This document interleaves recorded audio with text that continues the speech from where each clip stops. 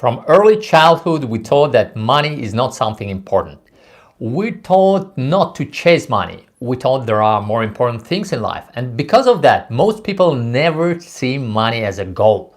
And if someone does see money as a goal, there's often a feeling of guilt, like wanting money somehow makes you a bad person. But here's the reality. If you've never had money as a goal, don't be surprised that you don't have it. Good morning, wealth builders. I'm Ravi Gabis and welcome back to the Gabis Show, where we unlock the secrets of real wealth in the United States every single day. Yesterday we talked about financial independence. Today we continue our conversation about the levels of financial goals. There are 4 levels of financial goals. Money is simply a tool.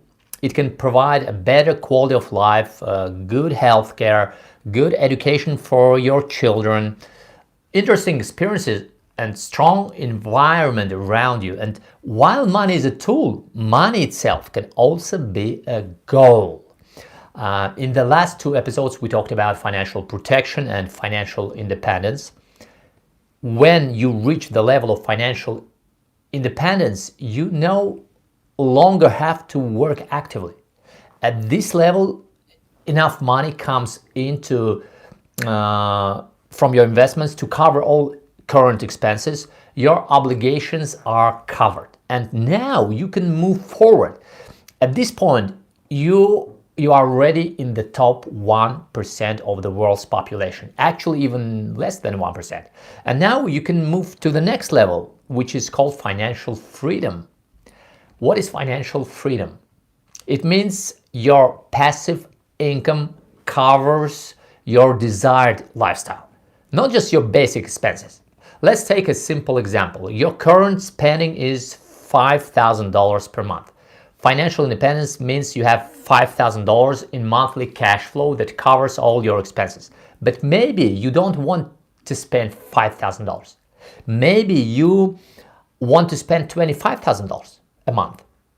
That's a different level. That is financial freedom. At this level, you can lease or buy a Lamborghini, live in a better apartment, travel first class sometimes.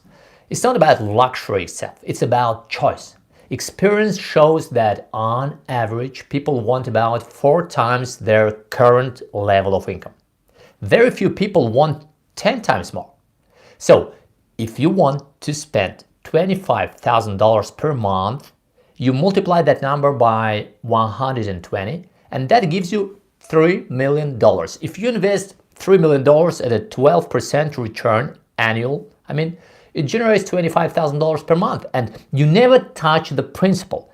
When you reach this level, you can move forward to the next stage, the level of absolute financial freedom. And we'll talk about that tomorrow. But for now, the most important thing for you is this. Write down your financial goals. Even today, write down at least 3 goals. When you plan to reach financial protection, when you plan to reach financial independence, and when you plan to reach financial freedom. When you write this down, your brain starts seeing a clear direction, like a compass. Sometimes people tell me, Ravi, I don't have financial goals. I don't know what I want. But if you don't know what you want, you'll never get there. Writing this down doesn't mean you have to achieve it immediately. You just need to start. Once it's written, your brain begins recognizing long-term goals.